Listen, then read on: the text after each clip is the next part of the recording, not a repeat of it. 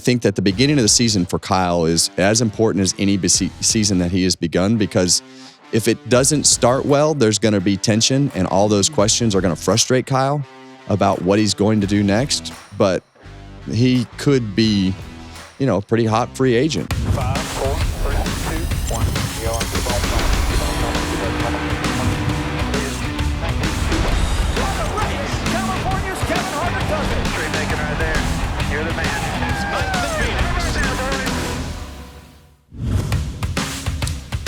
Welcome to Kevin Harvick's Happy Hour, presented by Echo Park Automotive and NASCAR on Fox. It's going to take me a little bit to get used to that, and I think that we're so excited to have Echo Park on board, yes. and obviously our wonderful folks from NASCAR on Fox that we deal with on a weekly basis. But that's right. She's Kaitlyn Vincie, and today we have Bob Pockrass. I'm not Mamba Smith. No, yeah, you know not. what? You've made this chair way smarter already just by sitting in it. So I think that is a step in the right direction. But in all seriousness, I appreciate you taking the time, because when we get started at the beginning of these seasons, and this is not something that we did last year, right. but to start this year, we've had a lot of time to plan, which we didn't.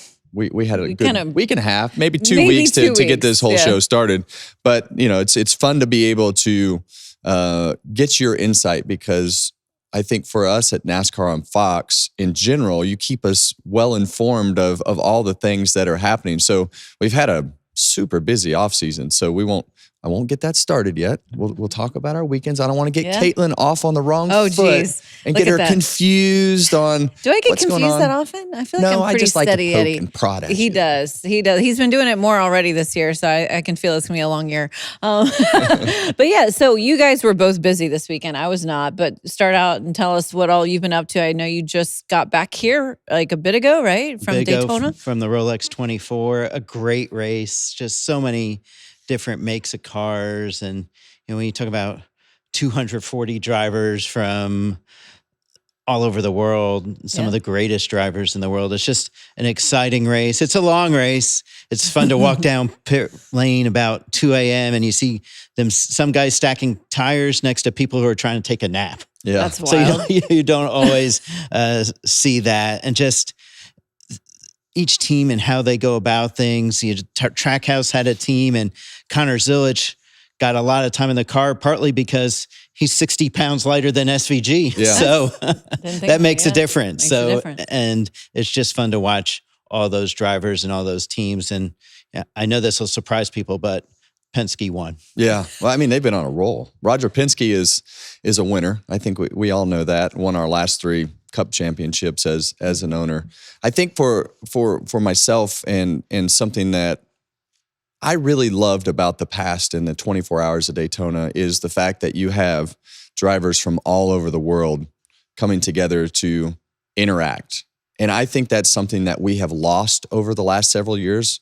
I love the fact that, Ganassi and Trackhouse and some of these teams have brought their Cup drivers in, but I want that to stay the norm. I don't want it to just be the one-off here and there. I want the expectation to go back to our NASCAR drivers interacting with the drivers around the world, because I believe that gives us a higher profile. Mm-hmm. And the 24 hours of Daytona is the 24 hours of Daytona, one of the world's biggest sports car races. So I'm glad to see the interaction that our guys had with that crowd of drivers and people, and to be able to be a part of the race. And obviously Roger Penske is a part of it all the time and wins again.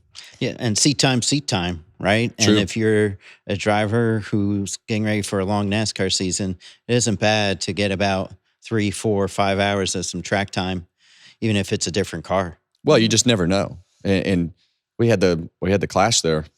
Or the All-Star race or whatever. I don't even remember what it was at this Clash. Yeah. So we had the Clash on the road course at Daytona. Mm-hmm. So being familiar with that particular course is important. And I think, the other thing is the week before the season starts in NASCAR is not the right weekend to be taking off, Bob, even if you don't drive. So we're trying to explain that to the guy that normally sits in that chair. Yeah, we don't really understand. Vacation where he is right for December and maybe the first couple weeks of January. But we, as a driver, you are exactly right. You want to start to get back in that flow of things. Make sure your neck's not sore. Make sure your elbows and arms and all the things that you haven't been using on a weekly basis. You kind of get all that knocked out before you get into the Cup season. So that to me is something that I hope we continue to see from the Cup driver standpoint. So you're fresh off of a Daytona trip. You're fresh off the West Coast and the dentist this morning, I might add, with your daughter, right? Well, you've been busy. Yeah, we were busy this week. We kicked off the first Cars Tour West race of the season out west, and it was a big event because it was at Kevin Harvick's Kern Raceway in Bakersfield, which is my hometown, and the first official super late model race of the 5 that we will have on that tour this season. There's 4 classes that will function on the Cars Tour West. So I really enjoy running the super late model, and to be able to do that at our season opener at my home track was a lot of fun. We had a great crowd, great energy, great enthusiasm from the competitors, and led a bunch of the race and wound up getting beat on a restart at the end by Dawson Sutton, who actually was my teammate for the weekend and went on to win the race. So the great part is I had a great time. That's and we were most important. competitive. And that was not the case in the first super late model race that I ran. I got lapped at Pensacola by Bubba Pollard, which, that was like, okay, if this is going to be this way, I'm going to have to do something different. But last couple races have been a lot better and had a great time doing it. Dad duties this morning. Dad duties this morning with Piper. Yeah, she had to go to the dentist and have some teeth work on, and they gave her some laughing gas. This is hilarious. Yeah, they gave her some laughing gas. And Piper, she has a pretty good sense of humor when she's comfortable around you, and will give you a lot of grief. She likes to talk trash. She's not as comfortable with it as Keelan yet, but she loves to talk trash. And so they gave her the laughing gas, and she sat up in the chair. She going up in the chair, and she sits up, and as soon as she made eye contact with me, she looked at me and didn't say a word. She just went, just like she was half drunk. Start doing that. Yeah. So wonder where she got that from. Yeah, I wonder. Yeah. So it was pretty funny. That is funny. That laughing gas, it makes people do weird things. Yeah. I think it's very entertaining as to it is entertaining. What comes out of people's mouth when they're a little bit too relaxed, or what gestures they're doing to their father. Exactly. Yeah. Okay, so guys, we have plenty to discuss once again here on Happy Hour. We'll do a little season preview. We'll do some big predictions, and also Bob, you will have the social sips in place of Mamba. So a little different, mixing it up. Yeah. It's tough. It's tough job. Yeah, tough. Yeah. I spoke with you, Bob, before the show because there has been so many different storylines. I wanted him to kind of narrow down to different things he was very passionate about, you could say. The first item on the list you sent me was Kyle Busch. So Kyle, we all know, was winless last season for the first time since 2004. Now he's getting ready to start his 3rd year at RCR. Why was he the number one item for you? What do you want to talk about here? Well, I mean, you remember in the middle of the year, all the talk about could he go back to Gibbs or what's he going to do? And I think if he doesn't win early, those questions are going to come up again. Go and saying, where will he be in 2026?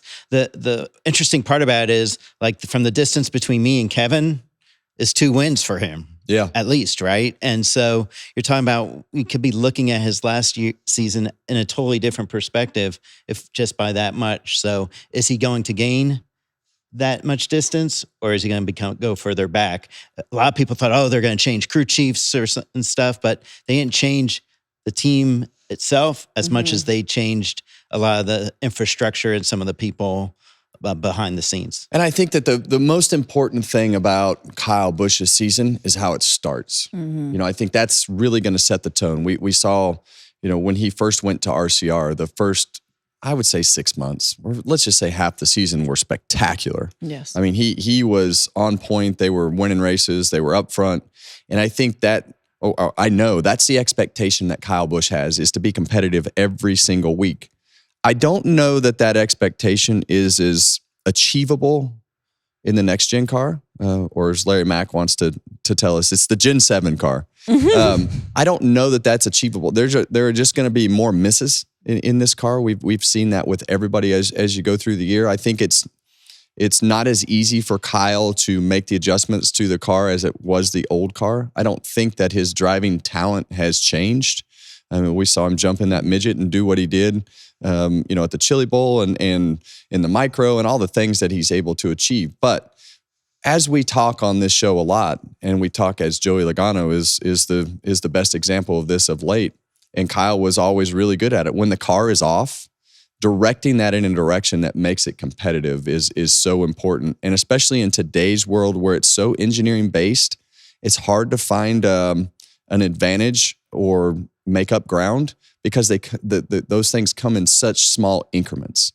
And I think that the beginning of the season for Kyle is as important as any season that he has begun, because if it doesn't start well, there's going to be tension, and all those questions are going to frustrate Kyle about what he's going to do next. But he could be, a pretty hot free agent that has limited options because of everything that happened at Toyota, everything that happened at Hendrick. And so you limit those options, but is it something to where he could go to a Legacy Motorsports and make an impact, or somewhere that isn't on that unapproved list? I think it's just an interesting scenario because of the high profile scenario that it is with Kyle Busch and his expectations and what we all expect of him. But I think if it doesn't happen quick, those questions are going to happen quick. You talk about an unapproved list, but I think many of us would have thought Richard Childress was on an unapproved list for true. Kyle Busch a few years ago, right? Like, I never rule anything out. Yeah. I don't think you can rule anything out, but I think taking a second trip down a particular team would be at Hendrick or Gibbs would be a pretty far stretch for him to go back and be in those seats. Just from the outside looking in, I don't know what the details of how it all worked out, but it seems like that most likely won't happen. So you mentioned Legacy for a moment there, which brings me to a news item that just came out. And I just used them as an example. Right. But this brings me to Jimmy Johnson joining forces with Knighthead Capital Management in Legacy Motor Club. Your reaction to the news today with Jimmy and his involvement there, expanding. Yeah, well, Jimmy is now the majority owner of Legacy Motor Club. I think most of us felt he was kind of running it already, but now he is listed as the majority owner. Maury Gallagher takes more an ambassador role, kind of like what Richard Petty has with the team. And, this is a little bit quicker than Jimmy probably anticipated him having this role, but I think he's seen enough and is ready to try to, look, there's nowhere else to go but up for Legacy. So I think if you're going to do it, this is the time to do it. Well, the only way for Legacy to be more successful is to Jimmy, in my opinion, will have to be there every day.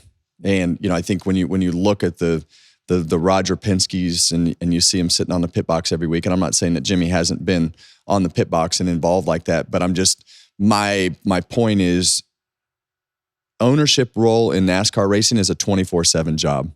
And about the time you think that everything is running smooth, you pick up the phone and they've crashed a hauler, or your driver's sick, or somebody's in trouble, or they failed a drug test. It could be anything, no matter what the scenario is. And I think, to make up that ground on the Penske's of the world, the Hendricks, all those groups that have been around for so long, it's a 24/7 job, and it's going to be as much work as he's ever had to put into anything. But I think you see this initiative coming out from Jimmy and his group to say, hey, we know that we need to get better, and we know that him having more of a role means that initiative is stepping up in a hurry, like you say, in a short amount of time. Yeah, just 2 races for him right now this year, Daytona and the 600. Yeah, and I think that the sooner he can get out of being in that car, the better off he is. I understand it from when we had the Xfinity teams of having to drive the car to lure the sponsor. But, it's from the marketing side of things. At some point, it becomes about performance. And I think Danica Patrick was probably the best example of that. At some point, your marketing platform runs out, and I think that performance trumps everything that you can do after it's consecutive years of not performing like you need to. And I think that's what they're striving for, right? They have to get the performance where they need to, or sponsorship becomes less and less and harder to sell. And then it becomes harder to sell employees, and it becomes harder to sell drivers, and everything that you need to run well. It's all about the people. And if you don't have the money to pay the people, then it just becomes harder and harder to get the performance where it needs to be. So some developments there in Jimmy Johnson and his career, and obviously involvement with Legacy. So another item you had was short track tires that you wanted to discuss, and the option tire. Not a fan, though, you said. Well, you really I'm aren't not, in favor? I'm not a huge fan of having two different sets of tires during a race. I like, pick one and let's go with that. But I do kind of like what NASCAR is looking at for Phoenix when you look at the championship race, in the sense of, okay, for Phoenix, there'll be a primary tire and an option tire. And they feel if the option tire works well, then that will be the tire for the championship race. They said they won't go into the championship race with two different sets of tires, but they feel like going there in March and seeing and getting a good comparison, same track conditions, like there's no same temperatures, right? It's not like you're doing it on different weekends. You're doing it all on the same weekend. Mm-hmm. And so hopefully they'll get a good gauge. Because look, I think people thought Martinsville was a pretty good race with that. And if NASCAR can keep developing a softer tire for the short tracks, I think that can go a long, long way to make the racing better. And I think when you look at the option tire for Phoenix and the way that it worked out last year, it's a free test. And I love the fact that they're trying it. I think we have to. NASCAR, as we've seen over the last couple of years, has not been afraid to step out on that ledge and have some failures. I think Goodyear is much more reluctant to step out on that ledge on their own because of the fact that how a blown tire looks or something going wrong reflects on their tire company. Well, we're in a position where we need to take some risk on the short track tire. And I think when we saw it at Richmond and the other places that we ran that tire, we had no issues. And I think as soft as that tire is, it's as soft as Goodyear's ever gone with any racing tire. And I think with what we watched at Spring Bristol last year when all the tires were out, we all agreed that that's the direction that we want to see and want to go. We don't want the tires to wear out necessarily quite that fast. So if we could zero in on a productive way to understand the wear and get the tires to wear and the cars to slow down, and even if they're faster at the beginning of the run, if we can get a couple seconds of fall off during those runs, that just makes the race better. And being able to have that option tire, put that on, sure, it adds some spice to the beginning of it, but I'm with Bob. I don't want to see two tires on the race car. I think that if we can create the fall off at any racetrack, it's going to make the racing better. So kudos to NASCAR and the teams and everybody who agreed to do this, because it really is a real life test, and that's what you have to have. So tires will be a topic of conversation this season. So too will the NASCAR rule changes. And there are a lot of those that came down the line. You said suspensions was most interesting to you. Why? Well, because now if you get suspended for a race, you end up, if you're in the playoffs, you start the playoffs with 2,000 points. No playoff points from the regular season are added to your total. And we've seen how important playoff points are, right? And now I think the question is, will that keep people from doing something stupid during a race to knowing that the penalty could be harsher? Yeah. But, Kevin might know better, but when you see red, you don't think about it. Right. You forget. Yeah. You do what you think you need to do at that particular moment, and then you suffer the consequences later. And sometimes when you're seeing red, you don't really have time to consider the fact that you're going to get suspended. I think it's interesting because we all want the excitement, entertainment, and things of that nature after the race and during the race.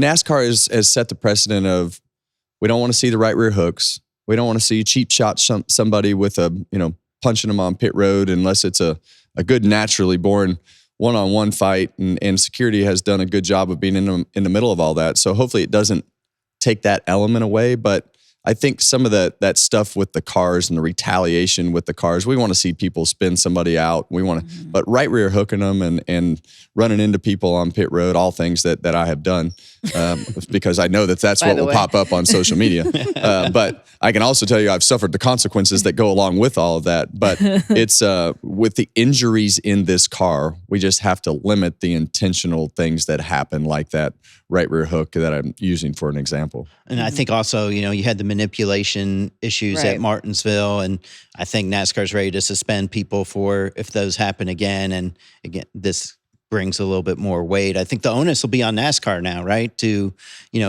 will they look at any of these situations differently, knowing that the penalty is worse if you're in the playoffs? Yeah. Or when I was talking to some drivers, they're like, can they take advantage of this rule? Can you, because usually it's the person who retaliates who gets suspended, right? Right. And so Right. can you be rougher with somebody initially, knowing that they may not pay you back as harshly? Yeah. That's an interesting And I think angle. that the payback is always a cheap shot, typically.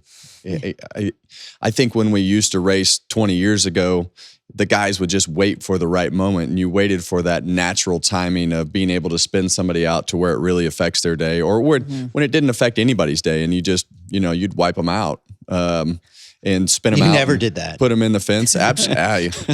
You have to do it. You just, I think that the biggest thing is they all have this ability to just talk too much. Right? They're just, sometimes you have to manipulate the situation into what you want it to be by not saying anything.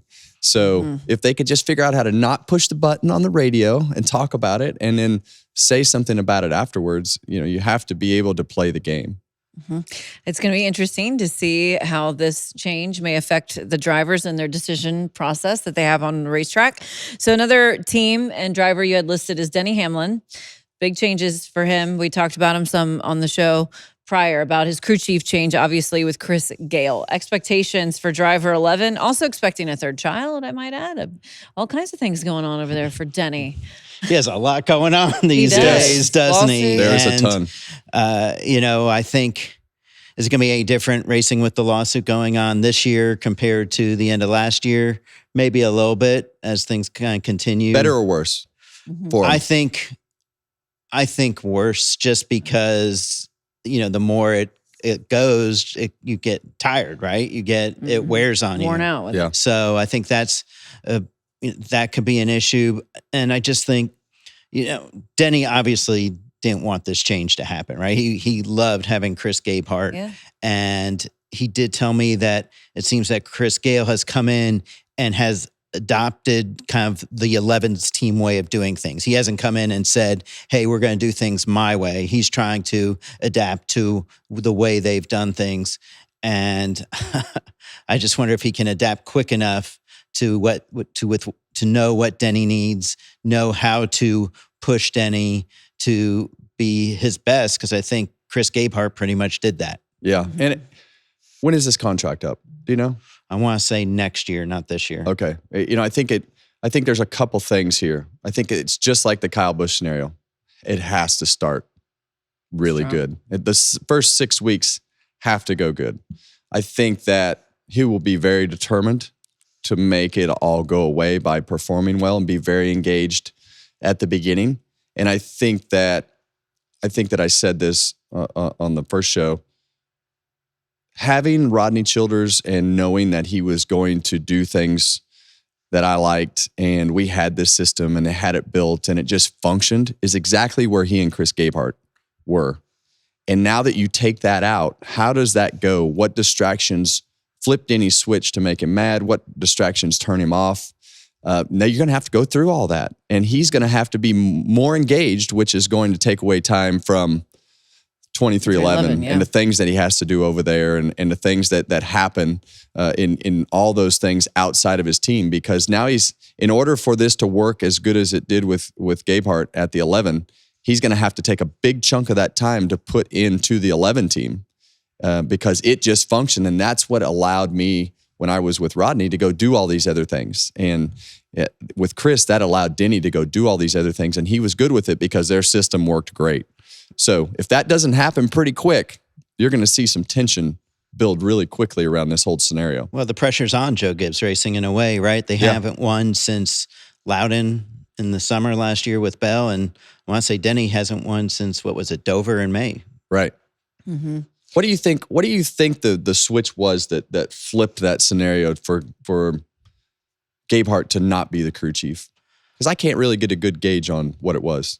I think it's what we just mentioned, that All the of fact it. that they haven't won over the second half of the year, and obviously Ty Gibbs is still looking for his first win. I think they looked at probably both of those situations and said, what do we need to do to make the company's competition department better, and what do we need to do to maybe shake some things up with Ty to see if we can get kind of the improved performance, get him into victory lane. I think that all of that kind of led to Chris Gabehart. And, maybe there were people who thought that Gabehart and Denny had kind of maxed out what they could do as well. Is it Kyle Busch 2.0 at Gibbs for Denny Hamlin? I don't think so.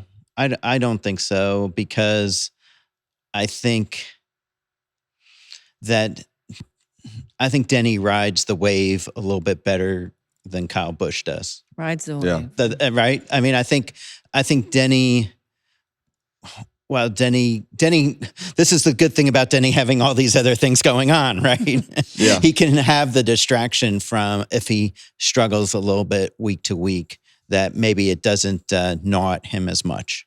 Well, the good thing about Denny Hamlin is he loves the sport and he loves everything about it. He puts his whole life into what he does, and I feel like it could be 2.0 if it doesn't start well.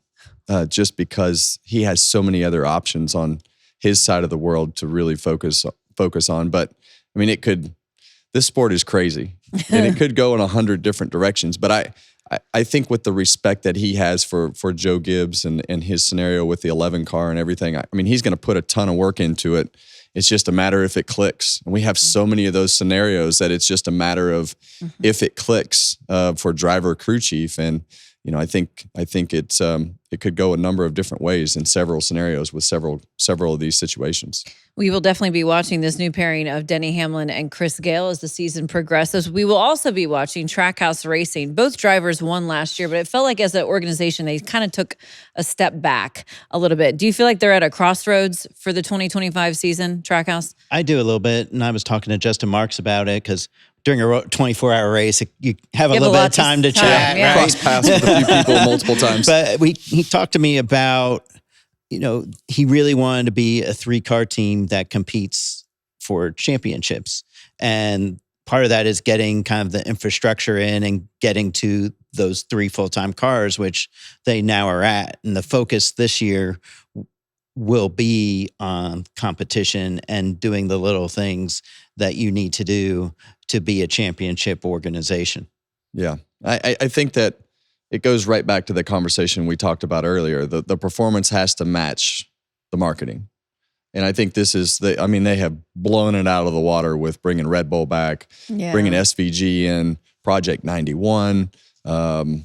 You've got great sponsors and great things to go around with it. You've got an A driver with Ross Chastain. I think SVG is going to win a race on the road courses, most likely. Suarez obviously won last year. I think, the performance of that team was up and down, had some bright spots in it. But, I think that the pressure is definitely on from the competition side to go out there and make some things happen, especially with Ross and his scenario on the racetrack, because I believe he has the work ethic and ability to be a multiple race winner every year if everything underneath him is good. And really, their initial performance is kind of their own worst enemy, right? In this, right? Because they set such a high standard for themselves in their first couple of years, and then the challenge is to be able to maintain that.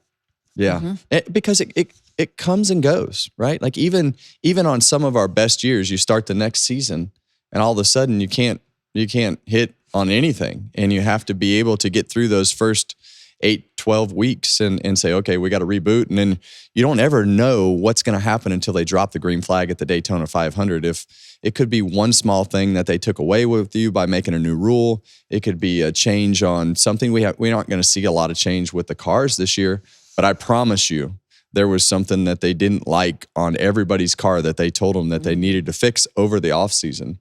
And you just never know how that affects the balance of your car, the downforce that you're making, the tools that you use that might not be able to be used now, that mix the whole situation up and cause you to not be as strong as you were. So it'll be interesting to see how everybody starts the season. But how it started last year with Hendrick dominating isn't how it ended, because the Fords were terrible to start the season, and they figured it out by the end and won the championship. You led me right to it. That's how what the this season is about. ended, and That's what this is about. Joey Logano was on your list, of course, the defending champion. Do you think that team picks up right where they left off? How do you think the beginning of the year goes for 22?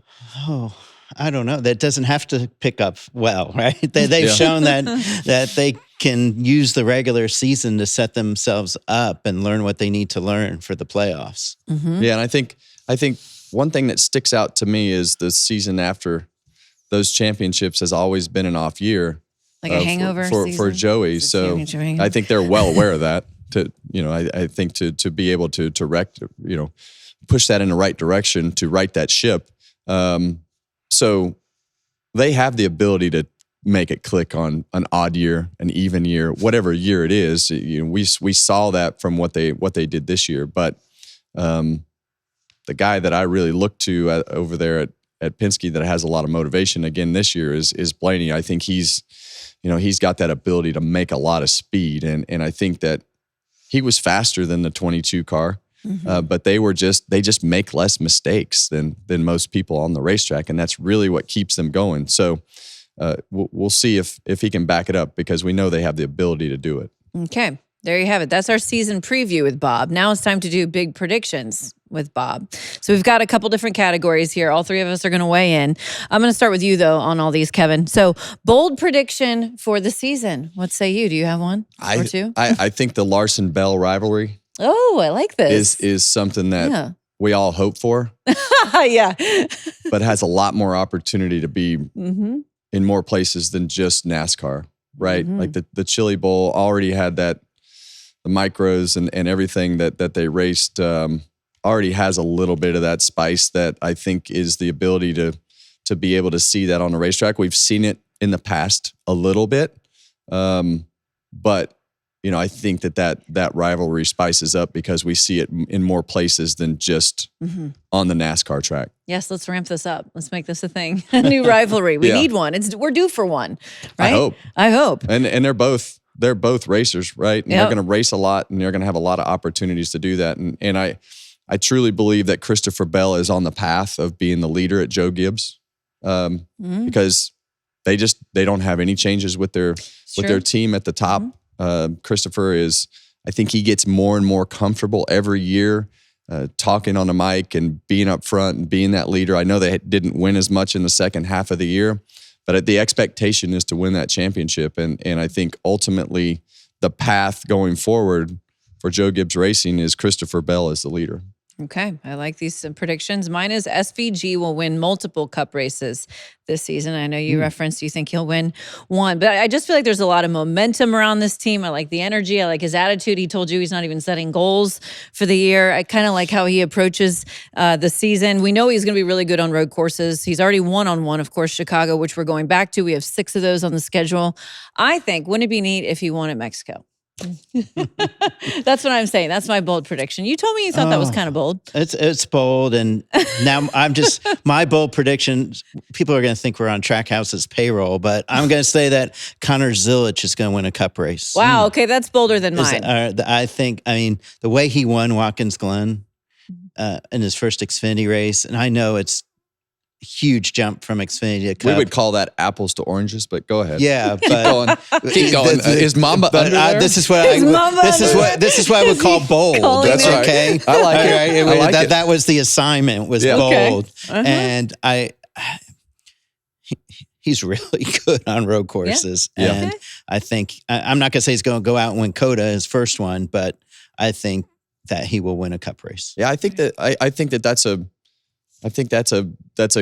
fair prediction from a talent standpoint. I think we saw this year with SVG, the hard part about that is the quality of the pit stop and the calls up on the pit box and things that come with this when you start to trickle down in the people. So it's definitely going to be intriguing from a talent standpoint because he is over the moon talented. Yes, he is. Okay, there's the bold predictions. How about who is under the most pressure to perform this season? Every team and driver is in different ways, but who do you think has the most of it right now? Denny Hamlin. Okay. Yeah, I mean, we covered a lot of that, and I think that with his high profile expectation status, all the podcasts, the lawsuits, 2311, Michael Jordan. I mean, it's as high profile as you can get. And I think that, I think right off the bat, these guys are going to ask him all the questions of, can you win?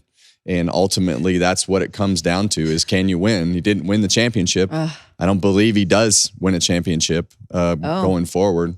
So you're changing. Well, Last year, I think his pick. best opportunity was with what he had. I don't know that he has time to rebuild something else into that. Okay. Well, caveat off of that, I'm going with Kyle Busch. Yeah. And I know we already kind of talked about this, but for the same reasons. I mean, it's been almost since 2004, like I said, that he'd had a winless season. That's 20 years. He's been used to visiting victory lane. I just think there's a lot of pressure on him right out of the gate. Same with his crew chief. You know how it is for those guys too, sitting in the meetings, having to answer to why you don't have the speed. Why haven't you been up front? Why can't you get the wins? So I think they're definitely going to be one of the ones feeling the pressure right out of the gate to go back to their winning ways. It just chaps Kyle's ass to have a big goose egg in the win column for the year, because that's just not the typical Kyle Busch. But you had said you thought that was an anomaly that season. Hold on, Bob. That's podcast, Kaitlyn. Yeah. Chaps her ass. They can beat that out. Yeah. But you were saying you think it's an anomaly, like the 24 season for Kyle. I mean, I think he's going to win this year. Okay. I do. I mean, I think he's good. And I think that group, I think Randall Burnett is good crew chief. I do too. Mm-hmm. So I think they're going to win. Okay. And my driver who's under pressure is one who hasn't won a whole lot. Chase Briscoe, because he steps into a team that's used to winning. They didn't win last year, but I think that group probably has a little bit of chip on their shoulder, because I think they feel like that, they had a great driver last year and for several years in Martin Truex Jr., but, I think they want somebody who's more accustomed to kind of the new way of doing things and the new way of studying and the new way of how you have to drive this car and being kind of told how to drive it, right? In some ways, by more people than maybe if you're an old school driver that you like. So I think the pressure's on Chase Briscoe to win. That's Kevin's pick to win the Clash. It was my pick to win the Clash, and I'm with you. I think they have a lot to prove, and I think that they want to prove it, and I think that they over the last couple of years, they've given races away every imaginable way that you could give them away, with mistakes, with the things that they've had. And I think that frustration definitely lived internally with that particular team. And I think having a fresh start with that enthusiasm from James up on the pit box and the team, that's a fiery team. And I think that's what what being Chase Briscoe's team, that's the reason that he loved Richard Boswell, was because he would rip his ass when he didn't do something or didn't go to a meeting, and James is going to do the same thing. And that's what Chase Briscoe needs. And I think when you can put a guy like Briscoe with his back against the wall and always on edge, I think you're going to get the most out of him. And that's really what it comes down to, is how can I push the buttons to get the most out of my driver? Where does that come from? And I think in that scenario, it comes from the crew chief being able to prod him into being on fire all the time. So you agreeing, now moving on, that something to prove is Chase Briscoe? Is that your pick for that category? Team. I think that he definitely had. I mean, there's so many different choices in that category, but I think with the contract and the situation and everything that he has going into this scenario, I mean, he's going to drive like his hair's on fire all the time, knowing that, and that's when he does his best. Is not when he's comfortable, is when he does the best. So I would definitely agree with that scenario. Mine is basically that as well, but I put Joe Gibbs Racing as a whole has something to prove, because this was wholesale changes in the offseason to this organization. The first one we talked about, Gabe Hart now assuming a role overseeing competition, new crew chief for Denny Hamlin with Chris Gale, new crew chief for Ty Gibbs with Tyler Allen, new driver in the 19 seat with the loss of the veteran and former champion of Martin Truex Jr. That's a lot of things. To your point, the only team that stayed the same was Christopher Bell. So I'll be curious to see how all these changes play out and if they prove to be the right changes as well, and what Chris Gabehart can do organization-wide in that new leadership role. So that's who I'm picking for proving their choices were right. Talking about proving whether the choice is right, I go with Michael McDowell. Okay. A lot of people saw the move from Front Row to Spire as a lateral type move. and him and Travis Peterson going as a team over to Spire, like they're gonna have to show that was the right decision. I mean, Michael McDowell doesn't have a ton of years left. He's used to kind of helping teams build. Yeah. He doesn't want to wait around anymore to show that he can run up front and win races consistently. He's got to do it now. Yep. Well, and he did that in the 34 car, right? Like he ran up front, he qualified on the pole, and I think when you step back and you look at the Spire situation in general, that whole organization is under a lot of pressure too. You know, you got Rodney Childers and a lot of the guys from SHR that went over to Justin Haley's car. You got Michael McDowell coming into his new position. So in general, they have a lot of pressure on that team and have spent a lot of money on a lot of people to go out and perform. The expectation is not going to be middle of the pack. I would hope not. Right. With everything that has been put into place. And I don't know that Michael McDowell and Justin Haley have ever performed under that scrutiny, right? Like with Front Row, I think you had a little bit of leeway on the expectations from the team. And I think the Spire of old had those same expectations that you could get away with bad weekends. And now that's going to ramp up because the expectations from Rodney are not going to be to run 20th and not going to be, happy with 15th. That is not going to be the expectation. And, the better the situation seems and the more money spent, the higher the expectations are quicker. The first opportunity to see all these drivers and teams in action, of course, is coming up this weekend at Bowman Gray. So we have been tasked with choosing a Cup Series champion already, making predictions, which I usually don't like to do this before we haven't seen anyone on track. But my pick, we've actually seen him on track already this year. This is pretty obvious. Yeah. Kyle Larson. Yeah. Okay. He had a 6-win season last year on all different types of tracks, from 1.5 miles to short track at Bristol to the road courses. We saw him almost pull off the incredible feat of the double, and he's going after that accolade once again. He just got his 3rd Chili Bowl win. Didn't make the championship 4 last season, but I think he's there this year, and he claims the top prize. I'm going with his rival. Oh, here we go. Christopher Bell. The new rivalry we're making. This is a thing, okay? Yeah. We're making this a thing. Imagine if we actually planned before we started the show, right? Yeah. I think it's Bell has been close. He's just got that hunger to go out and figure out how to make it happen. And as you go through season after season after season, that maturity that goes with everything has been very visible to me. And I think that Chris Gabehart in that organizational role is going to make a big impact on that team, being able to have the expectation of being a winner all the way through, not on just one team at the 11 team, but to keep pushing the envelope from the experience that he has from the crew chief side to help bleed that into Chris Gale and all the other crew chiefs around that organization is going to be something that they had, but adding another element to that right off the racetrack and help them search for those details to go all the way through the end of the year. I just think with Bell and his situation being consistent, that they have a real shot at doing that. All right, there you have it. We got votes of confidence for Bell and Larson. What say you, Bobby P? I'm going to go with Ryan Blaney. Okay. Because, as Kevin mentioned earlier, he consistently gets a lot of speed out of that car. Yeah. And at Phoenix, I mean, that's the thing. You think about who's good and who's not, but when you talk about the championship, you talk about who's good at Phoenix. And I think Ryan Blaney's be the one there. There you go. I think that I'm really surprised, but not surprised that anything other than the answer of the 12 car came out of that chair. I was just thinking that. Nothing has changed. Every time we ask that question in that chair, it's Ryan Blaney. I'm going with the dog, Ryan Blaney. Yeah. Mamba will be very proud you carried on the Ryan Blaney. He did not. I swear he did not text me and say, pick Ryan Blaney. Yeah, right. You picked a Toyota. You picked a Chevy. Mm-hmm.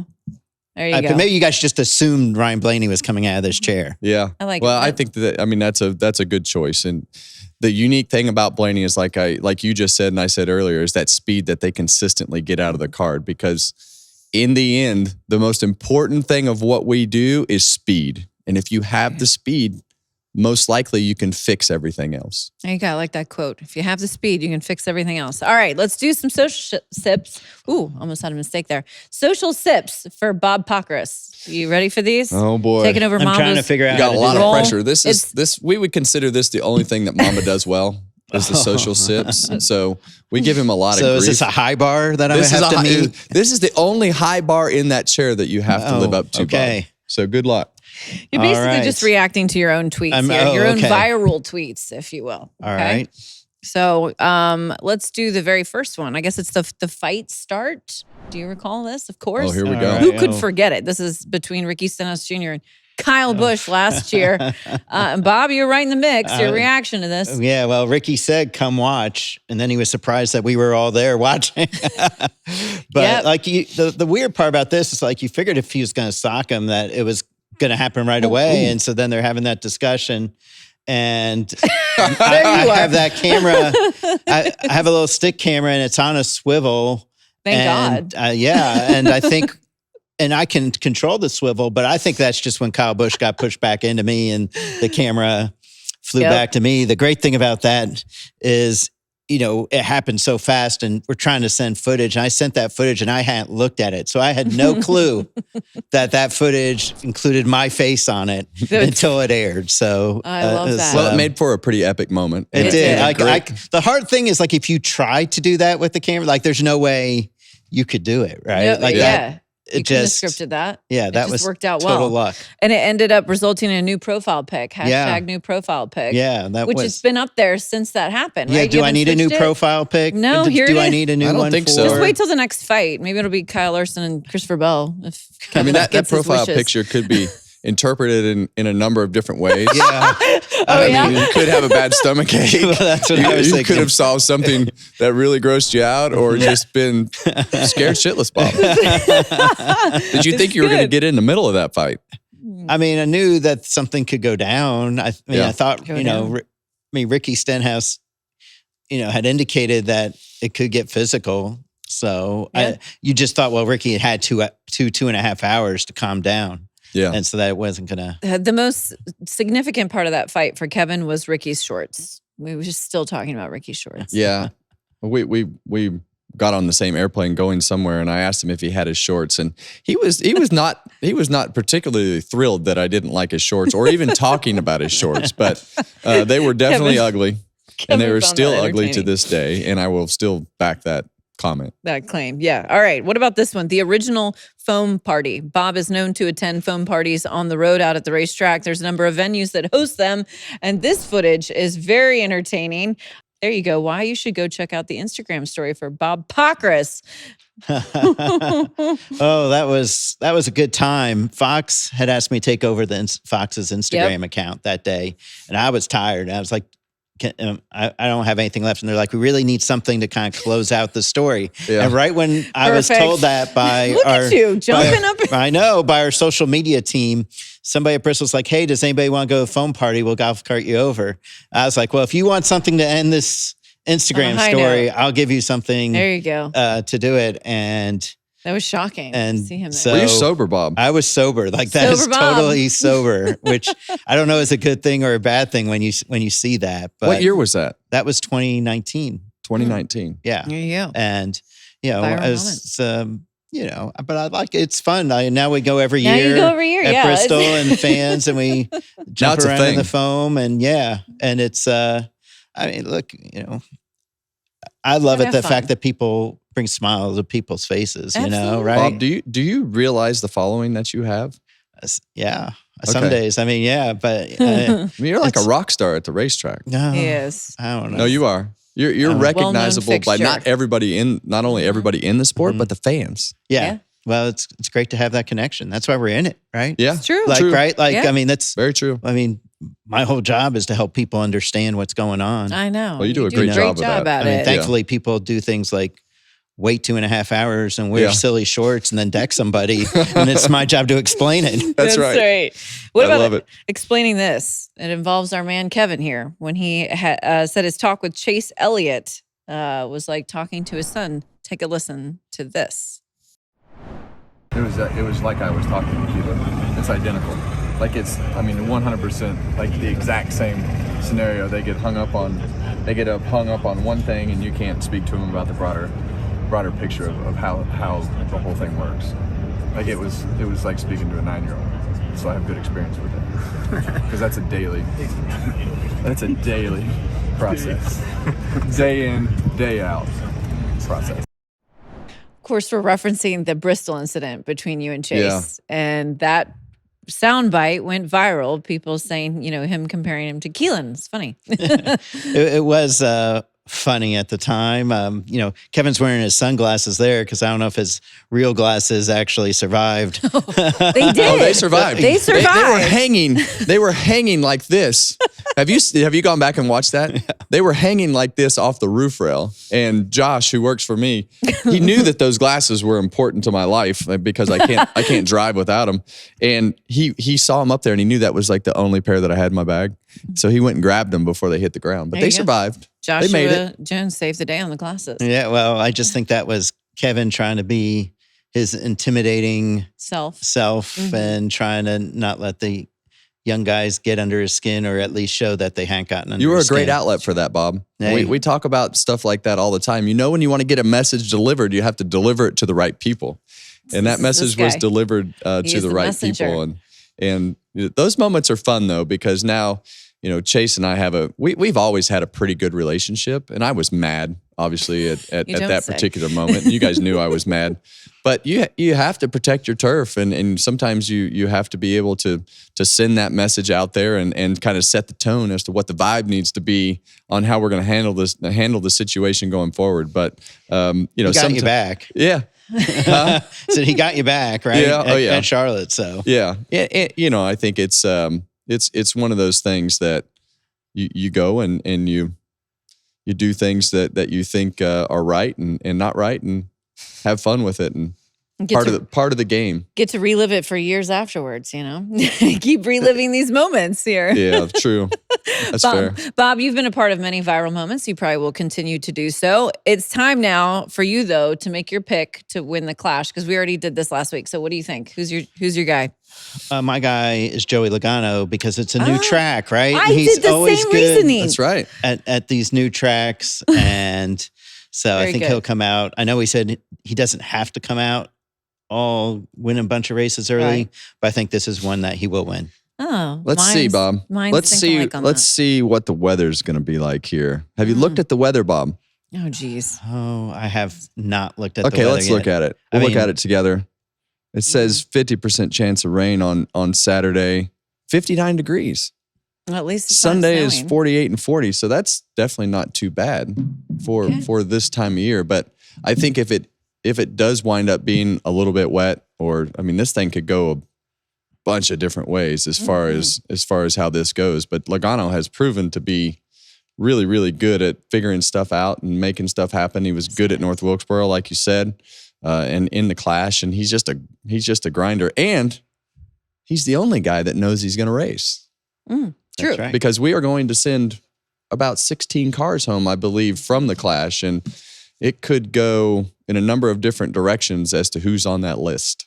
And he's not afraid to make people mad at the Clash. You know, some In people general, say, gosh, you don't want to start the season and make somebody mad. But he puts his helmet on. That he only has one way he races. Yeah. And it'll be slick probably, right? Especially if it's a little cool, or it's there's no rubber on the track if it rains. That fits into his wheelhouse. Yeah. Sure does. So many reasons, of course, to watch the Clash out at Bowman Gray Stadium coming up this weekend. Bob, thanks so much for being here, filling Mamba's seat. We encourage everyone to keep subscribing on YouTube and wherever you get your podcasts. Also rate the podcast 5 stars, leave a review, and we will see all of you after the Clash next week.